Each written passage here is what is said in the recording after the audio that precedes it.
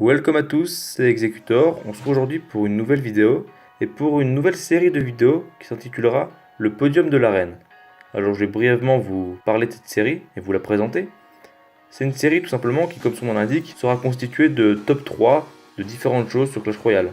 Par exemple, top 3 des cartes légendaires, top 3 des cartes rares, top 3 des cartes épiques, ou top 3 par exemple des bâtiments défensifs ou des cartes qui font des dégâts de zone. Ce genre de choses. Donc dans ces vidéos, je vais pas vous donner mon top 3 à moi, je vais donner le top 3 qui me semble le plus évident selon la méta et les différentes cartes. Par exemple, si je devais donner un top 1 des légendaires pour moi, ce serait le Moloss parce que c'est la carte légendaire que je joue le plus et que je préfère.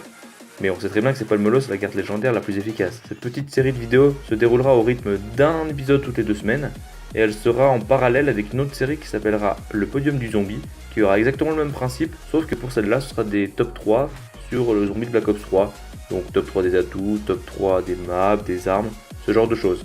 Vous remarquerez aussi que ces deux séries seront commentées avec un commentaire un peu plus posé. Ça change de mon commentaire un petit peu foufou de d'habitude.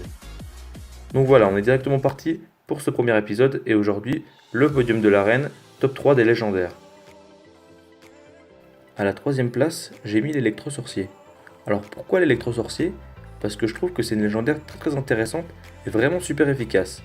L'électro-sorcier tire 2 éclairs, à chaque fois il produit un effet de zap, ce qui immobilise temporairement les unités ou les défenses ou la tour.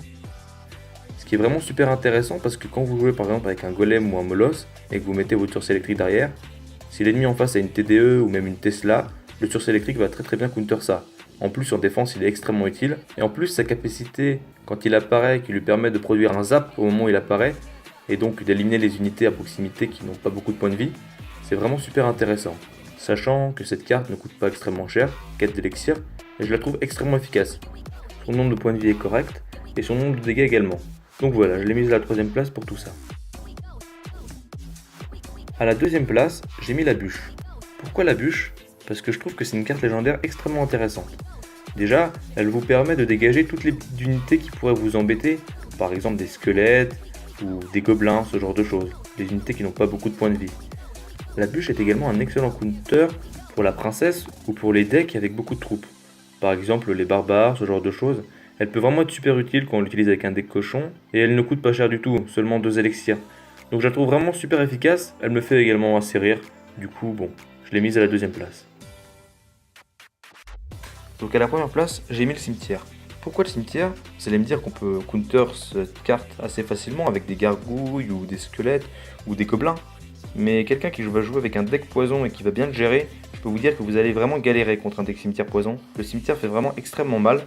Les personnes qui savent bien gérer le cimetière et qui vous jouent par exemple avec des chevaliers ou des boulistes pour que votre tour prenne l'aggro sur le chevalier ou le bouliste pendant que le cimetière poison fait son œuvre, ça fait vraiment extrêmement mal et c'est une carte extrêmement efficace.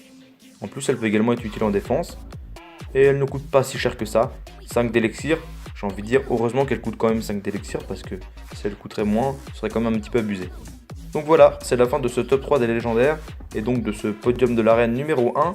Alors bien évidemment, comme je vous l'ai dit dans ce top 3, j'ai mis les cartes légendaires qui pour moi sont les meilleures, celles que je vois le plus en e-sport et également en leader. Donc n'hésitez pas à donner vos avis en commentaire et à me dire si vous êtes d'accord avec ce top 3 ou non. Voilà, n'hésitez pas à faire votre propre top 3 en commentaire et n'hésitez pas à proposer un sujet pour le prochain épisode. Et à la prochaine, c'était Executor.